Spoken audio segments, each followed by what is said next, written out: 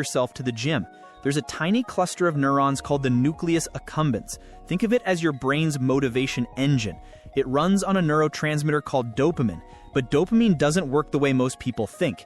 It's not the pleasure chemical, it's the wanting chemical. Dopamine spikes when you anticipate a reward, not when you receive it. That's why scrolling feels so compelling.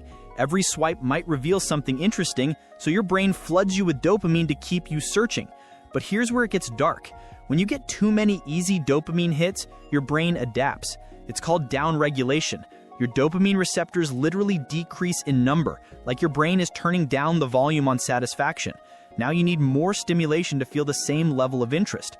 A book that once captivated you feels boring. A workout that once energized you feels impossible. You're not losing discipline, you're experiencing a tolerance effect, just like with any other drug. This is why people who spend hours on social media often feel the most unmotivated. Their brains have been trained to expect constant, effortless rewards. Anything requiring sustained attention feels like punishment by comparison. The effort-to-reward ratio is all wrong. Your brain has been recalibrated to crave instant gratification, and real achievement can't compete with that.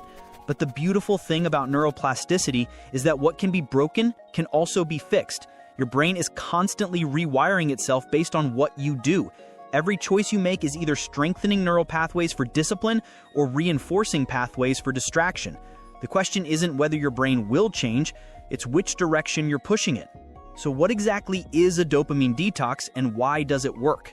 Despite what the name suggests, you're not actually detoxing from dopamine itself. You're removing the artificial, hyper-stimulating sources of it.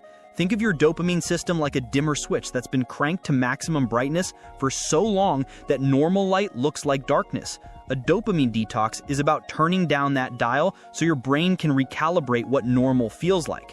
When you remove the overwhelming sources of easy pleasure, something remarkable happens. Your dopamine receptors begin to upregulate. They become more sensitive. Suddenly, activities that seemed boring before start feeling engaging. The satisfaction of completing a task, the energy after a workout, the calm after focused work, these natural rewards start registering again. You're not becoming someone new, you're returning to baseline. You're remembering what it feels like to be driven by internal satisfaction rather than external stimulation. Most people fail at this because they approach it wrong. They try to white-knuckle through it, relying on willpower alone. But willpower is a finite resource and it's no match for a dopamine-starved brain screaming for stimulation. Instead, you need to understand the transition period. For the first few days, you're going to feel restless, irritable, maybe even anxious. This is not weakness, this is withdrawal. Your brain has adapted to a certain level of stimulation, and now you're pulling it away.